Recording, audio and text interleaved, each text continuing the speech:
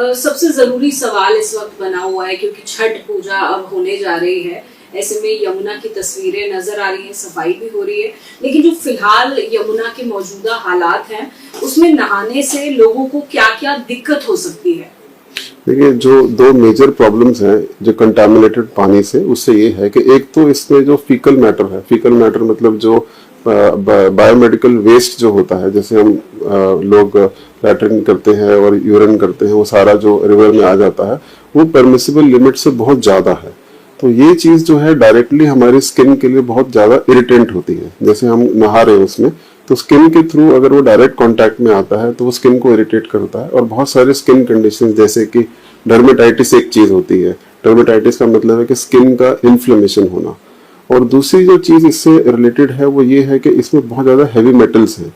Heavy metals जो होते हैं वो एक तरह से पॉइजनस चीज होती है, वो हमारे शरीर के लिए नॉर्मल नहीं है। तो वो एक तो स्किन के थ्रू हमारी बॉडी में एब्जॉर्ब भी हो जाते हैं। और जैसे अगर आप नहा भी रहे हैं तो आप थोड़ा बहुत पानी आपके मुंह से भी चले जाता है। कई बार कुछ लोग इसको इतना, क्योंकि ये हमारे लिए बहुत पवित्र नदी है तो हम लोग पानी पीते भी हैं, तो हम इसको इंजेस्ट करते हैं तो उसके थ्रू हमारे बॉडी में हैवी मेटल्स चले जाते हैं। और हैवी मेटल्स जो होते हैं वो हमारी नर्व्स के लिए बहुत डैमेजिंग होते हैं। तो हमारी नर्व्स को वो क्रॉनिक प्रॉब्लम्स, जिसे हम न्यूरोपैथी बोलते हैं, मतलब नर्व का डैमेज हो जाना, वो हो जाता है। तो लॉन्ग टर्म में वो बहुत प्रॉब्लम्स आ सकती हैं।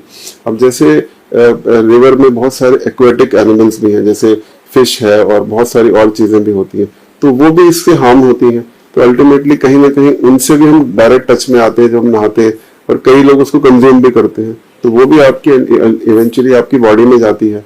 तो जो नहाना है डायरेक्ट, उसका इफेक्ट दो तरीके से जो कॉमनली देखा गया है वो है, एक तो स्किन का और एक न्यूरोलॉजिकल इरिटेशन का। अब उन छठव्रती महिलाओं को, उन लोगों को आप क्या सजेस्ट करेंगे? वो कैसे अपना व्रत भी मना लें यमुना में और किस तरह से बचाव भी करें? देखिए, अगर ये कंफर्म्ड है, ये जरूरी है कि ये करना ही है, तो एक तो इम्पोर्टेंट चीज है कि उसे इंजेस्ट ना करें, अंदर ना ले।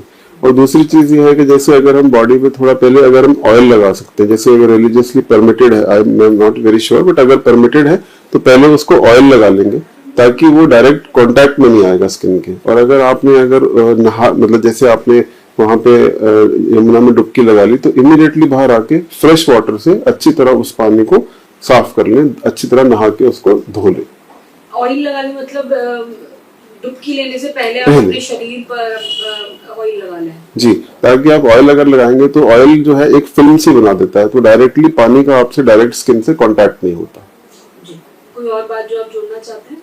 देखिए, ये चीज है कि ये प्रॉब्लम आई थिंक कई सालों से, कई डिकेड से चल रही है। और मतलब अगर देखा जाए तो मैथोलॉजिकली ये रिवर कितनी ज्यादा हमारे लिए इम्पोर्टेंट है और सभी लोग उसकी पूजा करते हैं। लेकिन जब आप दिल्ली के अगर एक पेरीमीटर देखें तो जब भी शुरू होती है और जब भी एंड होती है, तो पूरे दिल्ली के अंदर जब निकलती है तो बहुत ज्यादा पॉल्यूटेड हो जाती है।